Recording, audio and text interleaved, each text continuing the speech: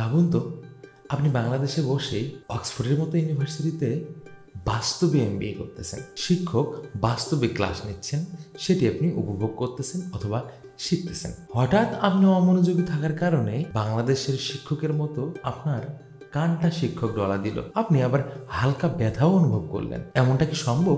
হ্যাঁ, এমনটাই সম্ভব। মার্ক জুকারবার্গ এমনটাই একটা কল্পনার জগৎ তৈরি করতে যাচ্ছেন, যেটার নাম মেটাভার্স।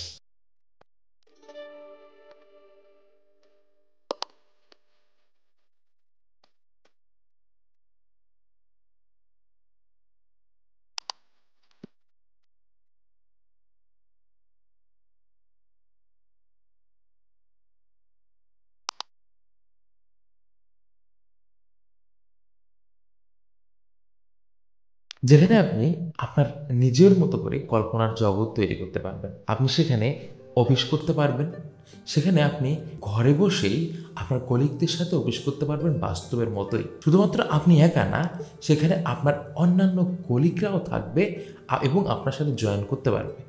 সেখানে আপনি মিটিং করতে পারবেন, সেখানে আপনি প্রেজেন্টেশন দিতে পারবেন, সেখানে আপনি আপনার বসের বকাও শুনতে পারবেন।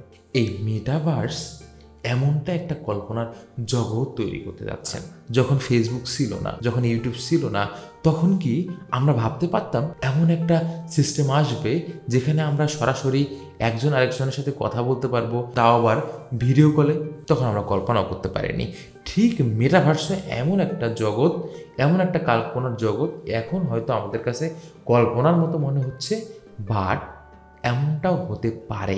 মার্কিন লেখক নীল স্টিফেন্স 1992 সালে তার একটি উপন্যাস বই স্নো ক্রাশ, এই বইটিতে প্রথম মেটাভার্স কথাটির উল্লেখ করেন। লেখক ওই উপন্যাসে উল্লেখ করেন পৃথিবী বসবাসের অযোগ্য হয়ে গেছে, পৃথিবীতে মানুষ আর বসবাস করতে চায় না। ঠিক তখনই মানুষ নিজের ঘরে বসে নিজের রুমেই অন্য এক কল্পনার জগতে চলে যায় এবং তারা তাদের ইচ্ছা মতো ভার্চুয়ালি কথা বলতে পারে, ভার্চুয়ালি মিটিং করতে পারে, ভার্চুয়ালি খেলতে পারে। মার্ক জুকারবার্গ 2014 সালে হোয়াটসঅ্যাপ কিনে নেন।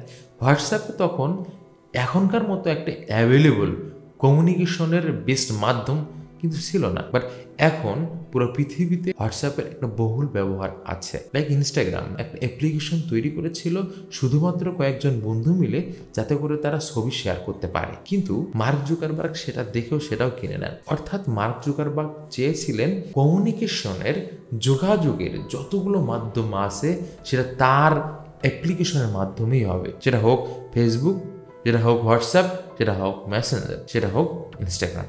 মার্ক জুকারবার্গের মতে আপনি অফিস করতে পারবেন মেটাভার্সের মাধ্যমে। মার্ক জুকারবার্গের মতে আপনি ক্লাসও করতে পারবেন মেটাভার্সের মাধ্যমে। তার মধ্যে আপনি আপনার দৈনন্দিন জীবনের অধিকাংশ কাজ মেটাভার্সের মাধ্যমে করতে পারবেন। তাহলে বাস্তব জীবনের কি হবে? বাস্তব জীবন হুমকির মধ্যে পড়ে যাবে। বাস্তব জীবনের থেকে তখন আমি কাল্পনিক জগৎ, কাল্পনিক জীবনকে বেশি ইম্পর্টেন্স দিব। আর একটা গুরুত্বপূর্ণ পয়েন্ট হচ্ছে ডাটা চুরি।